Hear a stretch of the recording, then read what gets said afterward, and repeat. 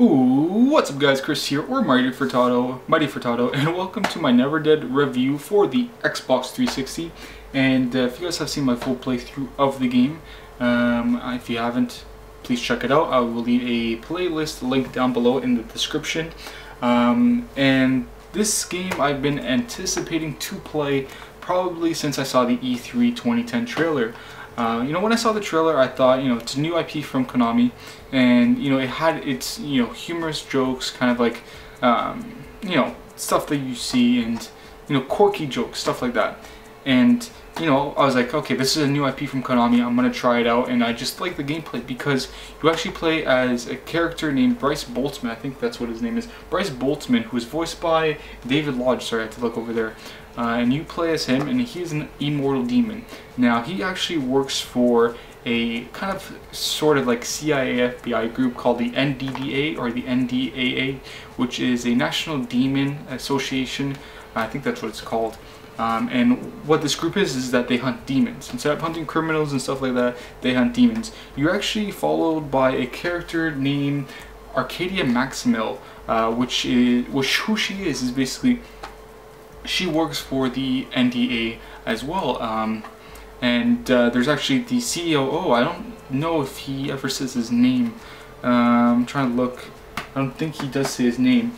But basically, you are trying to hunt demons. And the first mission, I'm not going to obviously spoil anything for you guys, is really cool. They obviously introduce you to the game and they introduce you to the character. But before you play the first mission, you actually play a tutorial level, and you actually play as Bryce Boltzmann 500 years ago. So probably, I'm not too sure what time this is actually set in. It doesn't really say what time zone it's set in, obviously in the distant future. And you actually play as Bryce Boltzmann and a unknown female at the time, which I won't spoil for you guys. You play as him as kind of like a tutorial level, fighting a sort of demon boss, which you'll also face again further on in the story. And it shows you the basics of the game, how to move the character, what each buttons do and stuff like that. And what makes this game special is you can't die in this game. Of course there are obviously game over scenes, but your character Bryce Boltzmann can't really die in this game, and that's cool. It was a really cool feature, but later on in the game it kind of gets annoying because there are some parts whenever you're fighting a boss where they're just like hordes of enemies just going crazy, batshit crazy over you, and you also have to protect Arcadia, which is another thing. She does have health though. She, after a couple hits, she can die, but then you can revive her. But yeah, during the first couple missions, you think, okay, you can't die. You're basically immortal. You're a demon, and you can't die. It's cool and all, but like I said, later on in a couple missions, it does kind of get tedious, and it does kind of get annoying. So, the backstory of that, you're playing as a demon, and you're trying to find out, what's going on and stuff like that. I don't want to spoil a lot for you guys. But, I kind of want to get into the review and give you my thoughts regarding the game, what I like about it, and what I don't like about it. So let's, start off with the good things. What I like about the game is obviously the cinematics. The cinematics are absolutely beautiful in this game. When you see one of the cutscenes in it, I'm not too sure, before you actually start the game, after you start it, there is a cinematic regarding the Arcadia, and it's really beautiful. And the tutorial level, when you actually play as Bryce 500 years ago with a mysterious female character, and you're fighting a demon, it actually looks like the face recognition almost kind of looks real. I was playing it on my Acer 24-inch monitor. I'm using obviously my Xbox 360, and I honestly thought, my BlackBerry had to go off, and my BlackBerry goes off again. I thought, this actually looked really cool. So the face recognition on the cinematics were absolutely well done. Another thing I like about the game is the soundtrack. The soundtrack is made by Megadeth, the heavy metal band. If you guys don't know who Megadeth is, pretty sure some of you do, some of you don't. You should go check them out. Crazy heavy metal band. And they made their own songs for this, not songs that they've used before. And I think there's about maybe 3 of them that get repeat over during the course of the game. And there's also some other songs as well.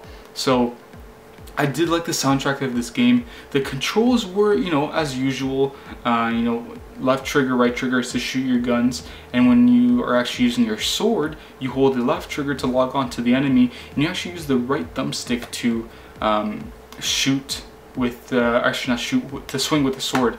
And in the game you can actually pick up a variable of different weapons. First you start off with a handgun, but then you find like a submachine gun, assault rifle, shotgun, grenade launcher, your typical weapons. And you actually get a special unlock after you complete the game, so that's pretty cool. I'm trying to see if there's any other things that I liked about the game. You know, just your typical stuff you like about the game. It was roughly, I'd say, probably maybe 6 hours it took me to beat this game, which is not bad for a new IP retail release. 6 hours is really well done. There is some online co-op game modes that you can play. I have not played them, so I'm going to discount that in my review that I have not played the co-op modes. You know, that's, you know, really nothing much else to say. You know, further in the game you meet with other interesting characters, which I don't want to spoil it too far, because obviously if I introduce these characters it's going to spoil the stories. I do want to, you know, talk about the characters that you meet in like the first chapter and in the tutorial. One thing I didn't like about the game is actually the abilities. Now, there are abilities kind of like in Devil May Cry where you can upgrade abilities, you can learn new combos and stuff like that. But in this game, you actually, at the end of every, no, actually, you can pause the game and you can buy new weapons, because every time you kill a monster, you get XP. There's also red crystal gems, and I think you get about 50 experience points, but then after you can buy abilities which can double the XP and then triple the XP, so you get more. And I thought I was gonna burp there.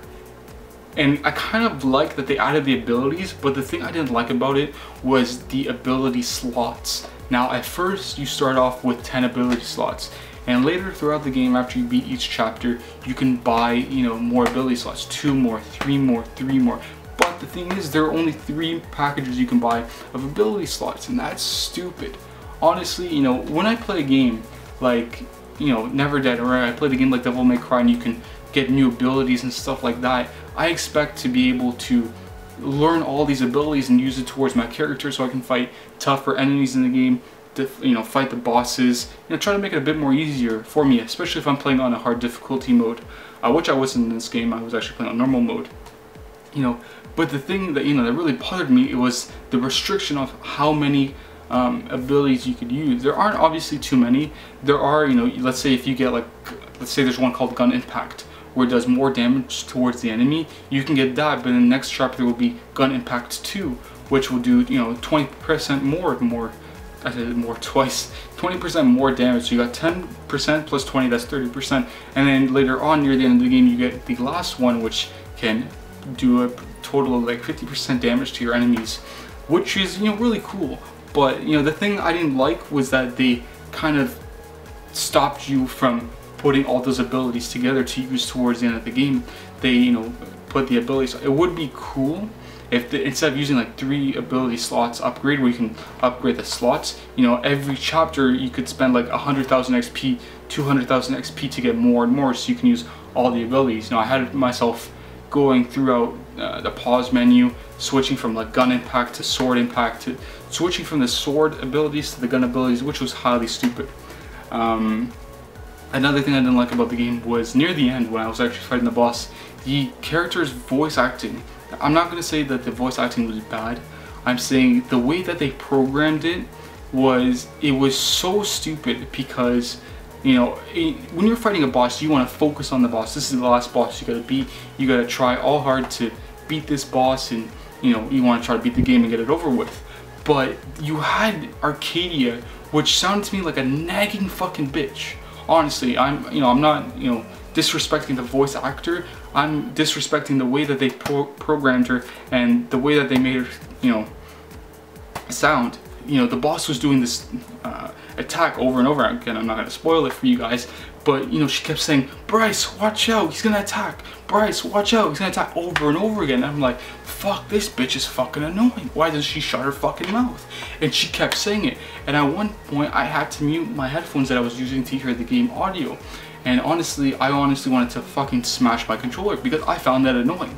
You know, like I said, if you're fighting a boss and you want to focus on that boss and he's the final boss of the game, you can't have some fucking nagging bitch saying the same shit over and over again, because that gets really annoying.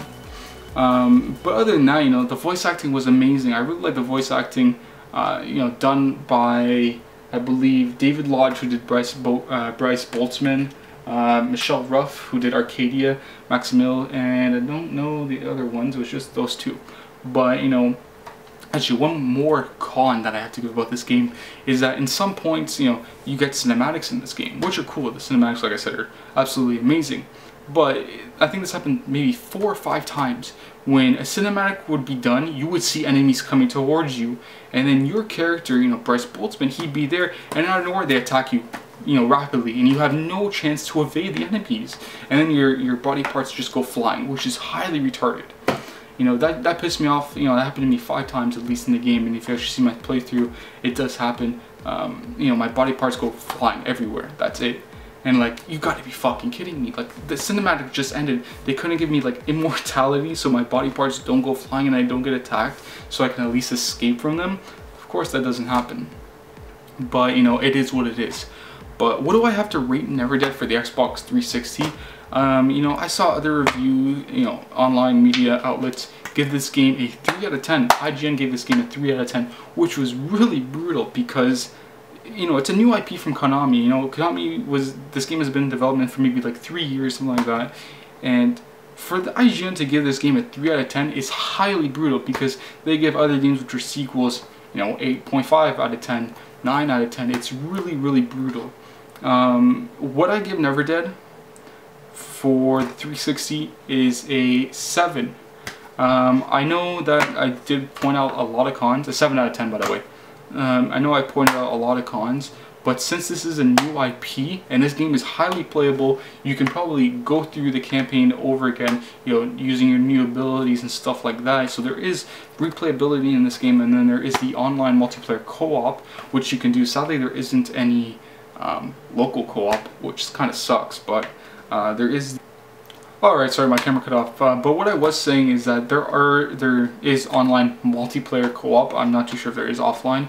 But the thing I have to say is, you know, there is replayability in this game. You know, you can do the story all over again in the hard mode and get the other achievements. You can use new abilities. You can use the guns. You can use your upgraded guns and stuff like that. You know, so the game does have a little bit of replayability, maybe once, maybe twice, depending if you guys do want to play the game and you want to get full achievements or full trophies for this game. But, you know, other than that, you know, I give the game 7 out of 10. It is highly recommended by me. You at least rent the game, try it out. I wouldn't consider this really a buy. I consider it, you know, if you're one of those people that have spare money lying around and you want to try out a new IP, then I highly recommend this game. If not, and you want to wait for a new game, you know, I wait for a new game. But if you want to rent this game, you know, for a weekend, you can probably beat this in about 6 hours. So in one sitting, or not really in one sitting, but in like 2 days, 3 days, you can beat this game and then return it back and, you know, maybe play it again if you want to. But you know, other than that, you know, I really enjoyed Never Dead. Hopefully there is a sequel coming out. I'm not going to spoil the ending, which I kind of did. But there might be a sequel, there might not be, who knows. I do like Never Dead for the Xbox 360. I recommend you guys at least renting it, or if you do have your money lying around, I highly suggest you buy it for the Xbox 360 or PS3, doesn't really matter. But anyways guys, this is Chris or Mighty Furtado. I hope you enjoyed my review of Never Dead for the Xbox 360. If you did enjoy, please leave a thumbs up as well as a comment telling me what you guys thought about the game if you guys have played it. Anyways guys, this is Chris. I'll see you for my next playthrough. Peace out, stay safe, see you later.